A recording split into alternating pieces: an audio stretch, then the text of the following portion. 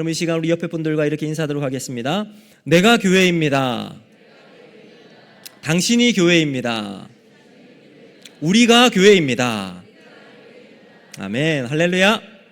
네.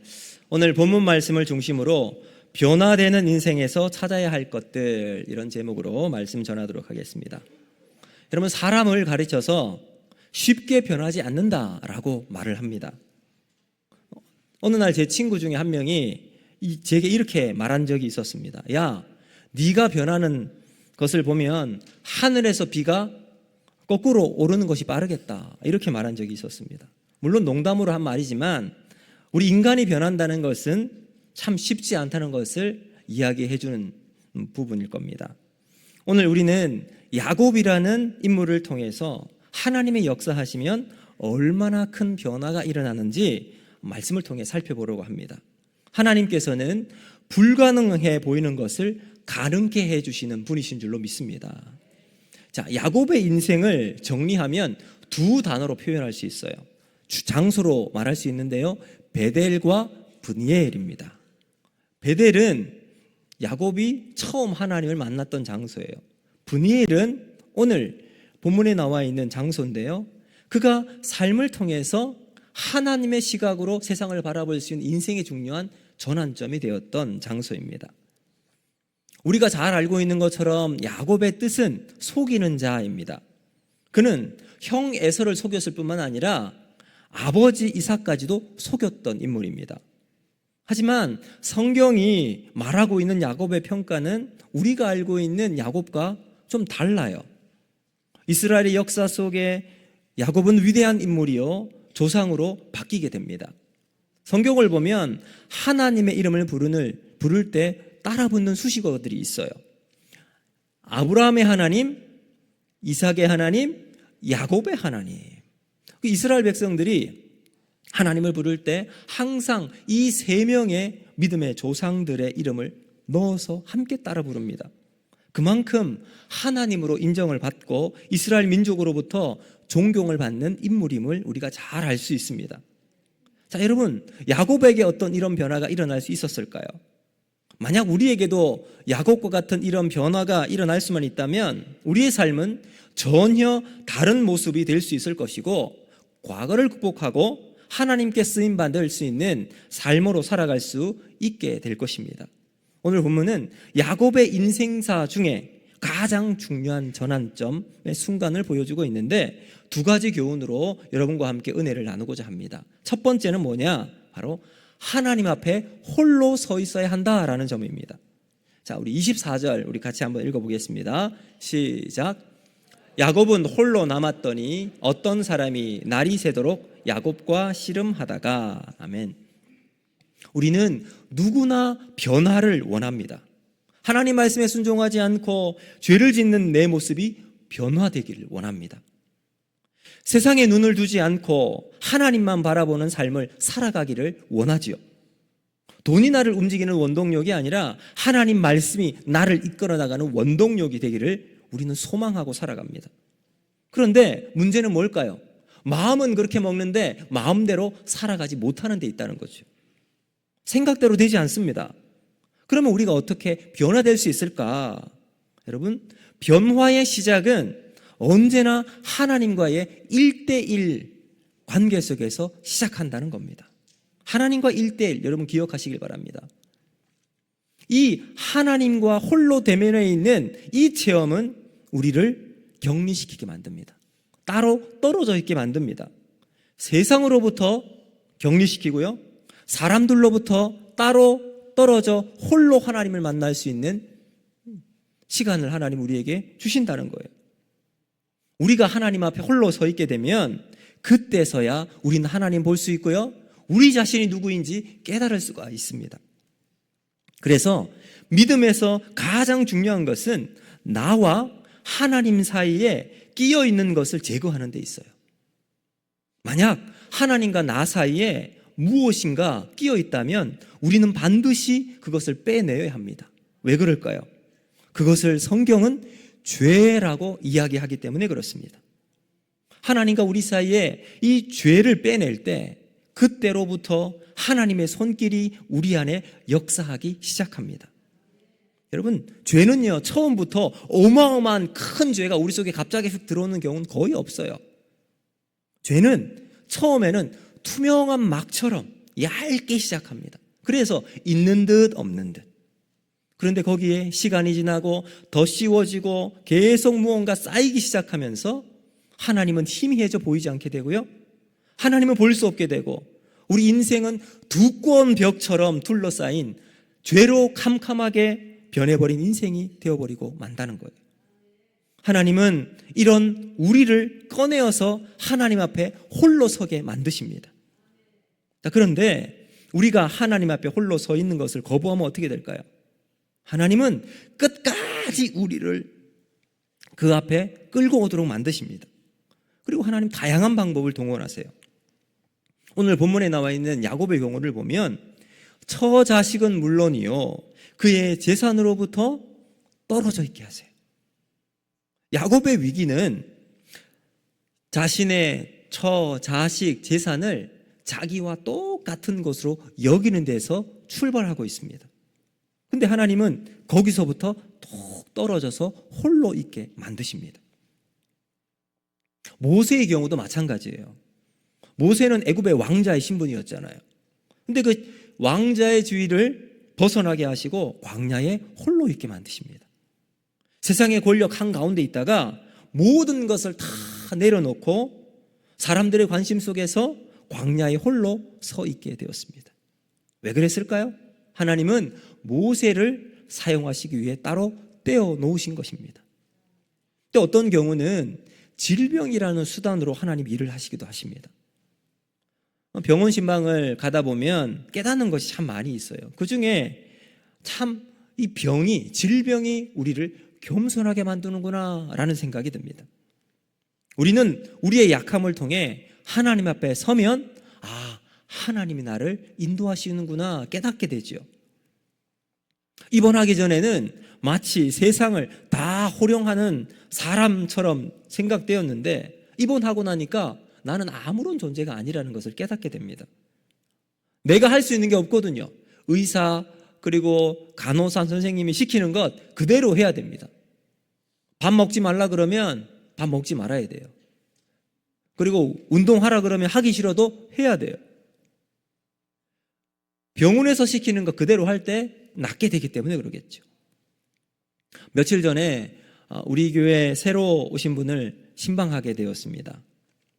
네, 그분의 스토리를 쭉 들었는데 예전에는요, 자신은 절대로 교회 나갈 사람이 아니었다고 그러시더라고요. 그래서 용하다는 점집은 다 둘러보고 또 절에서는 온갖 정성을 다 섬겨셨답니다. 그래서 아파서 병원을 갔는데 이제 그 병실에 교회 다니시는 많은 분이 계셨고 우리 교회 권사님도 같이 계셨던 겁니다. 병원에서 이제 수요 예배를 드리는데 같이 가자고 권유를 했더니 평소에 그분 같았으면 전혀 사람이 아니었다고 그러고, 그런데 그날은 네 제가 갈게요 하고 같이 가셨대요. 흔쾌히 따라간 겁니다. 근데 그곳에 하나님의 은혜가 임하셨습니다. 이유는 알 수 없지만 눈물이 흐르고 그 마음이 평안해졌다라고 고백을 들었습니다. 하나님께서 약함을 통해 병실에서 하나님이 만나 주신 줄로 믿습니다. 여러분, 또한 우리는 사랑하는 사람의 고난과 또 가족의 죽음을 통해 세상과 분리되어 하나님 앞에 서 있게 되는 것도 경험하기도 합니다. 그렇다면 여러분은 지금 어떤 상태에 계십니까? 하나님 앞에 홀로 대면하고 계십니까? 아니면 무엇인가 매여서 하나님과 우리 사이에 무언가가 잔뜩 끼어 있는 채로 살아가고 계십니까? 그렇다면 우리는 하나님 앞에 설 수 있도록 이것을 빼내야 할 줄로 믿습니다. 이것이 무엇일까요? 하나님 앞에 철저하게 내 자신을 내려놓는 거예요. 이것이 회개입니다. 요한일서 1장 9절은 이렇게 말씀합니다. 우리 같이 한번 읽어보겠습니다. 시작. 만일 우리가 우리 죄를 자백하면 그는 미쁘시고 의로우사 우리 죄를 사하시며 우리를 모든 불의에서 깨끗하게 하실 것이요. 아멘.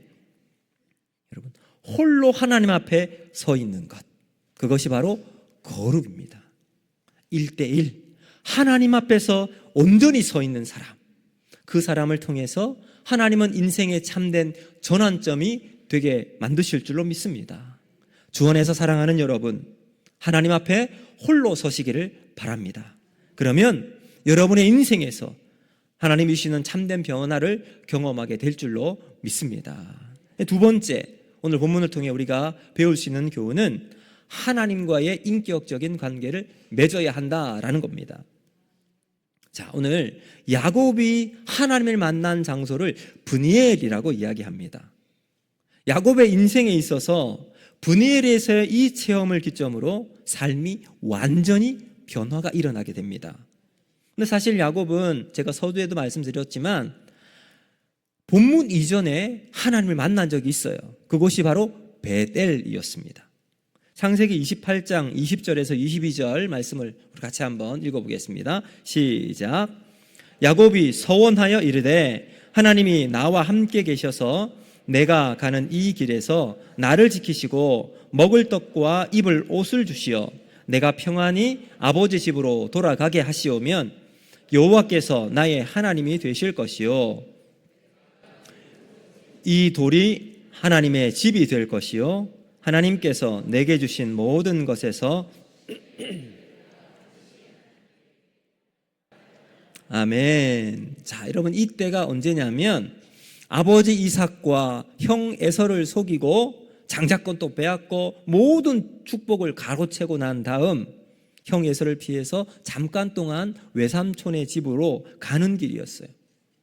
허벌판 광야 깊은 밤이 되었습니다. 바로 옆에 베개로 쓸만한 아주 돌 하나가 있어서 그 돌을 베고 잠을 청하고 있었는데 거기서 하나님의 천사가 하늘을 오르락 내리락 하는 것을 보게 됩니다. 하나님을 만난 거예요. 바로 그 베델에서 야곱은 하나님을 만나게 됩니다. 그런데 그 자리에서 야곱이 뭐라고 고백하는지 보십시오. 21절 보시면 내가 평안히 아버지 집으로 돌아가게 하시오면 여호와께서 나의 하나님이 되실 것이요. 이게 무슨 말입니까? 하나님과 흥정을 하고 있는 거예요. 하나님, 이렇게 해주신다면 내가 외삼촌 집에 갔다가 무사히 집에 돌아오게 하면 하나님 나의 하나님 되심을 내가 믿겠습니다. 먹고 입을 걱정하지 않고 건강하게 돌아오게만 해주시면 제가 하나님 잘 섬기겠습니다. 하나님 나의 하나님을 인정하겠습니다. 그리고 11조도 바치겠습니다. 감사헌금도 잘 하겠습니다. 이렇게 말하고 있는 거예요. 그럼 누구랑 많이 닮으셨죠? 누구예요? 저와 여러분이 딱 이렇게 말하잖아요. 여러분, 야곱에게 하나님은 어떤 분이셨을까요? 야곱은 자신의 할아버지 아브라함과 15년을 같이 살았습니다. 자, 15년 동안 할아버지는 손주에게 가장 큰 기쁨이 무엇일까요? 손주에게 자신의 이야기 해주는 거예요. 이제 아장아장 걸을 때부터 할아버지 품에 안겨서 할아버지가 이 손주에게 해주고 싶은 이야기가 얼마나 많겠습니까? 그러면 이 아브라함은 손주 에서와 야곱에게 어떤 이야기를 해주었을까요? 당연히 자신의 인생 속에서 만났던 하나님에 대한 이야기를 쭉 이야기하는 거예요. 하나님에 대한 이야기를 자세히 들었을 거예요. 15년 동안 할아버지의 인생을 인도하신 그 하나님이 누구신지, 하나님이 어떤 분이신지 생생하게 야곱은 들었을 겁니다. 그런데 중요한 것은 뭐냐면 그렇게 많이 하나님에 대해서 듣고 하나님이 어떤 분이신지 스토리를 통해서 가슴속에 새겼음에도 불구하고 자신이 경험하지 못한 지식은 제한적이라는 거예요. 야곱에게 하나님은 제한적인 하나님이었습니다. 하나님은 어떤 분이신가? 바로 자신이 필요로 할 때 복을 내려주시는 그러한 존재로 알고 있었습니다. 만약 자신이 급하고 어려운 일이 생기면 하나님을 부르면 달려와서 도움을 줄 수 있는 영웅 혹은 신적인 존재, 자신이 해결할 수 없는 그런 부분에 대해서 하나님 찾으면 도움도 주고 해결을 줄 수 있는 그러한 능력이 있는 하나님으로 야곱이 알고 있었던 겁니다. 자, 그렇게 이제 시간이 지나서 바단 아람의 외삼촌 집에 있다가 결혼도 하고 처자식도 생기고 재산도 많이 생기게 됩니다. 그리고는 이제 야곱이 집으로 돌아오는 길이었어요. 자, 야곱에게 이제 힘이 생겼습니다. 재산도 많고 가축도 충분하고 종을 부릴 수 있을 정도로 거부가 되었어요. 그럼 이런 상태에서는 야곱이 하나님을 찾을 일이 없어요. 하나님을 의지하지 않아도 잘 설 수 있으니까, 살아갈 수 있으니까, 자신의 힘도 있지요. 잔꾀가 아주 능통했던 이 야곱은 그냥 특별한 순간순간마다 요리조리 잘 피해 나가는 겁니다. 자신의 지혜로 모든 것을 해결할 만한 힘이 있기에 믿었습니다. 그리고 시간이 지나서 처자식과 재산을 가지고 고향으로 돌아오는 길이었습니다. 근데 가는 길에 형 에서가 병사 400명을 데리고 자신에게 온다는 소식을 듣게 되었습니다. 어떻게 할까 고민이 많이 되었어요. 자, 이런 부분에 있어서 야곱은 아주 능숙능란하게 머리를 잘 쓰는 인물이었습니다. 먼저 뇌물로 형에게 바치면 형의 마음이 누그러질까 먼저 보냅니다. 근데 그것으로 만족하지 않고요, 또 다른 경우일 수도 생각해 두었습니다. 그래서 자신의 가족과 재산을 두 편으로 나누어요. 그래서 혹시나 에서가 군사를 데리고 온다고 하는데 이쪽 편을 치면 반대편은 남아있을 수 있으니까 이렇게 이제 생각을 한 겁니다. 근데 그것으로도 야곱은 마음이 편하지 않았어요. 그래서 두 편으로 나눈 다음 자기는 맨 마지막까지 남아있기로 결정을 한 거예요. 왜 이런 결정을 했을까요? 그 안에 있었던 두려움 때문이었습니다. 우리 7절 말씀인데요, 우리 같이 한번 읽어보겠습니다. 시작. 야곱이 심히 두렵고 답답하여 자기와 함께한 동행자와 양과 소와 낙토를 두 떼로 나누고. 아멘. 자, 여러분 여기 보면 답답하다라는 말이 있죠. 이 답답하다라고 하는 히브리어는 짜라르라고 하는 단어예요. 이 단어는 전쟁에 패했을 때 그 심경을 이야기하는 단어로 쓰입니다. 전쟁에 패하면 소망이 없어요. 아무런 희망이 없는 그러한 답답한 상황.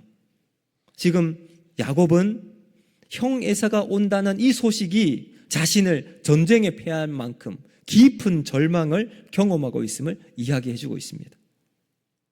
자, 여러분, 이런 상황인데 우리가 한 장을 넘겨서 33장을 보면요, 야곱이 언제 그런 절망과 두려움이 있었나 싶을 정도로 완전히 분위기가 바뀌게 돼요. 창세기 33장 1절과 3절을 우리 같이 한번 읽어보도록 하겠습니다. 시작. 야곱이 눈을 들어보니 에서가 400명의 장정을 거느리고 오고 있는지라. 그의 자식들을 나누어 레아와 라헬과 두 요종에게 맡기고 요종들과 그의 자식들은 앞에 두고 레아와 그의 자식들은 다음에 두고 라헬과 요셉은 뒤에 두고 자기는 그들 앞에서 나아가되 몸을 7번 땅에 굽히며 그의 형 에서에게 가까이 가니. 아멘. 자, 여기 보시면 여러분, 처자식의 순서는 그대로예요. 순서는 그대로인데 바뀐 게 딱 하나가 있어요. 뭐냐면 야곱의 위치가 바뀌어요. 이 형 에사가 온다는 소식을 들었을 때는, 두려움 가운데 있었을 때는 맨 꼴찌에 있었어요. 그런데 33장이 넘어가니까 맨 꼴찌에서 선두로 변화입니다. 엄청난 변화죠. 자, 그곳이 브니엘이라고 합니다. 브니엘에서 그는 하나님 만나기 전 야곱의 인생은 어땠습니까? 자기 자신이 가장 소중한 존재였습니다. 모든 가족을 강을 건너게 하고 야곱 맨 뒤에 남아 있었어요. 그만큼 자신의 안정과 생명을 가장 소중한 것으로 여겼던 인물이었습니다. 혹시나 있을지도 모를 만약의 사태까지 예상했던 야곱이었습니다. 에서가 갑자기 자신을 공격할 때 어떻게 대비할지 이 궁리 저 궁리 해놓았던 사람이지요. 비겁해 보이지만 겁쟁이라는 말을 듣더라도 차라리 그 편이 자신의 안정을 보장할 길이라면 그것을 선택하는 인물이 야곱이었습니다. 근데 그랬던 그가 33장이 넘어가니까 가장 앞에서 에서를 맞이하고 있어요. 도대체 무슨 일이 벌어졌기에 야곱이 하룻밤 사이에 심경의 변화가 일어나게 되었을까요? 그가 머물렀던 브니엘에서 어떤 일이 있었기에 이런 변화가 야곱에게 생기게 되었을까요? 우리는 시계를 돌려 그 전날 밤 시간으로 돌아가 보도록 하겠습니다. 야곱은 어두운 가운데 강을 건너지 못하고 홀로 남아있을 때 하나님의 천사가 그를 찾아왔습니다. 그리고 그 천사와 하루 종일 밤새도록 씨름을 합니다. 그리고 하나님의 사자는 야곱의 고관절을 탁 쳐서 위골시켜버립니다. 여러분, 이 고관절은 엉덩이와 허벅지살을 연결하는 골반이잖아요. 이 골반이 부러졌다라는 의미는 뭘까요? 골반이 우리가 튼튼할 때는 두 다리로 당당하게 땅을 서서 지탱할 수가 있습니다. 그런데 그것이 무너지게 되면 상체와 하체의 균형이 무너질 수밖에 없어요. 제대로 걸을 수도 없고 쩔뚝쩔뚝 거릴 수밖에 없습니다. 하나님은 이 사건을 통해서 지금까지 야곱이 지탱하고 있었던 인간적인 술수, 지혜, 힘, 심지어는 자신의 재산까지 무너뜨리신 겁니다. 야곱은 그것을 지키기 위해 밤새도록 하나님과 씨름을 했지만 위골이 되고 나서야 자신을 변화시키기 위해 하나님이 오신 것을 깨닫게 되었습니다. 사랑하는 성도 여러분, 야곱과 하나님의 인격적인 만남은 이렇게 시작이 되었습니다. 자, 그러면 이 인격적인 만남에서 두 가지를 찾을 수가 있는데요. 첫 번째는 인격적인 만남은 하나님이 먼저 찾아오신다는 사실입니다. 자, 홀로 있었던 야곱에게 하나님이 나타나세요. 여기 하나님의 천사라고 이야기하는데 많은 사람들은 성자 예수님이라고 이야기합니다. 그 하나님의 천사가 나타나요. 그리고 24절을 보면 하나님이 야곱에게 씨름을 먼저 걸어요. 툭툭 건드는 거예요. 24절 보시면 어떤 사람이 날이 새도록 야곱과 씨름을 하더니, 그래서 이 고관절 탁 부러뜨립니다. 자신을 의지하고 있던 모든 것을 포기하게 되자 야곱은 비로소 하나님을 보게 됩니다. 여러분, 하나님 만나게 되면요, 우리는 우리의 죄를 회개하게 됩니다. 여러분, 이 같은 내용을 호세아 12장 4절은 이렇게 말씀하고 있습니다. 우리 같이 한번 읽어보겠습니다. 시작. 천사와 겨루어 이기고 울며 그에게 간구하였으며 하나님은 베델에서 그를 만나셨고 거기에서 우리에게 말씀하셨나니. 아멘. 여러분, 여기 이렇게 천사와 겨루어 이기고 울며 그에게 간구하였다. 야곱의 이 상황입니다. 베델에서 그를 만나셨고 거기, 이 바로 브니엘입니다. 브니엘에서 우리에게 말씀하셨으니. 야곱은 하나님께 울면서 매달리고 있어요.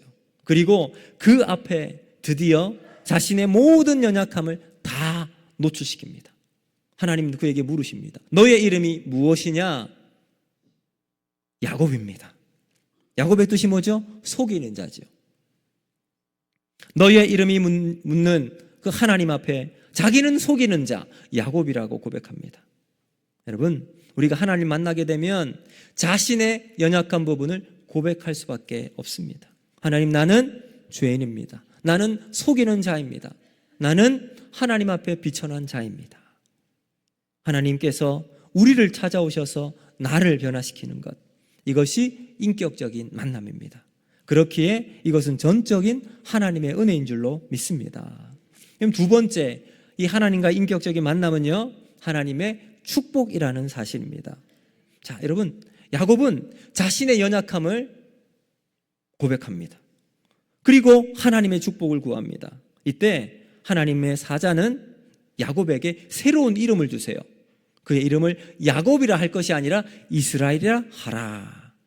자, 여러분, 이스라엘의 뜻이 뭐죠? 이스라엘은 하나님과 겨루어 이긴 자, 승리한 사람이라는 뜻입니다. 야곱의 새로운 이름은 바로 이 순간부터 시작이 됩니다. 세상 어느 누구도 하나님께서 야곱은 승리자라고 인도하는 이 부분에서 비난하거나 정죄할 수 없습니다. 자신을 속이는 야곱이라고, 자신은 속이는 자라고 야곱이라는 이 고백을 하면서 모든 부끄러운 것, 자신의 모든 죄를 주님께 다 쏟아내어 놓았던 그 사람을 하나님은 오늘날 야곱으로 우리를 불러주실 줄로 믿습니다. 그리고 우리가 하나님께 다 내 속에 있는 것 다 쏟아붓고 나면 하나님은 우리를 야곱에서 이스라엘, 승리자로 바꾸어 변화시켜 주실 줄로 믿습니다. 여러분, 그래서 고린도후서 5장 17절은 이렇게 말씀합니다. 우리 같이 한번 읽어보겠습니다. 시작. 그런즉 누구든지 그리스도 안에 있으면 새로운 피조물이라. 이전 것은 지나갔으니 보라 새 것이 되었도다. 할렐루야. 아멘. 여러분, 우리가 그리스도 안에 있으면 무슨 말일까요? 나의 이전 것을 다 내어버리고 하나님이 주신 은혜로 내 삶이 새롭게 되어지고 야곱에서 이스라엘로 변화되어질 때 우리는 새로운 피조물로 변화될 줄로 믿습니다. 보라 새 것이 되었도다. 자, 여러분 31절 또 이렇게 말합니다. 그가 브네일을 지날 때에 해가 돋았고 그의 허복다리로 말미암아 절었더라. 여러분, 브네일을 지날 때 그 밤새 씨름하던 밤은 지나가고 찬란한 새로운 아침의 해가 떠오르고 있습니다. 여러분, 오늘 우리의 삶이 분일에서 하나님 만나서 나의 인생의 참된 변화를 경험하는 우리의 삶이 되기를 주님의 이름으로 축복합니다. 이제 말씀을 맺도록 하겠습니다. 우리 사람들은 모두 변화를 원합니다. 그러나 그 변화는 우리의 노력이 아니라 하나님과의 만남을 통해 이 시작이 됩니다. 야곱처럼 하나님 앞에서 홀로 서고 하나님과의 인격적인 만남을 통해 우리의 삶이 새롭게 변화되기를 바랍니다. 여러분은 변화되어 새롭게 살아가고 계십니까? 오늘 본문을 통해서 야곱이 이스라엘로 변화된 것처럼 여러분의 삶과 신앙이 이스라엘로 바뀌는 하나님의 은혜가 있기를 주님의 이름으로 축복합니다. 우리도 야곱처럼 하나님 앞에 홀로 서고 하나님께서 우리의 모습을 너 야곱이야 노출시킬 때 하나님 그렇습니다. 나는 속이는 자 야곱입니다. 이제는 나의 인간적인 스스로 살아가지 않고 하나님이 주신 힘으로 믿음으로 살아가는 승리자로 살아가겠습니다. 이 믿음의 고백을 할 수 있는 저와 여러분이 되기를 바랍니다. 이제 이 한 가지 이야기를 하고 설교를 마치도록 하겠습니다. 미국 시카고 어느 교회에서 3살짜리 여자아이의 장례식이 있었습니다. 이 아이는 먹지 못해 굶어 죽은 아이였습니다. 그 자리에 참석한 많은 성도들이 슬퍼하며 이 아이를 참 불쌍히 여겼어요. 그런데 이 장례식에 남루한 옷을 입고 충혈된 눈으로 찾아온 한 알코올 중독자가 있었습니다. 그런데 이 사람은 사람들이 기도하는 틈에 죽은 그 아이의 발에서 신발을 벗기고 그것을 가지고 또 팔아서 술을 사서 마셨습니다. 그는 바로 죽은 아이의 아버지였습니다. 그리고 20년이 지납니다. 시카고 제일 장로교회에서 수천 명의 성도 앞에 한 분이 사람들 앞에 외치고 있었습니다. 죽은 딸의 장례식에서 신발을 훔쳤던 파렴치범이 바로 저였습니다. 만물의 찌꺼기 같은 나를 다시 살려주시고 하나님의 일꾼으로 삼아주신 분은 위대하신 하나님이십니다. 그가 바로 시카고의 부흥사였던 멜 트리더 목사였습니다. 여러분, 인간은 쉽게 변화되지 않습니다.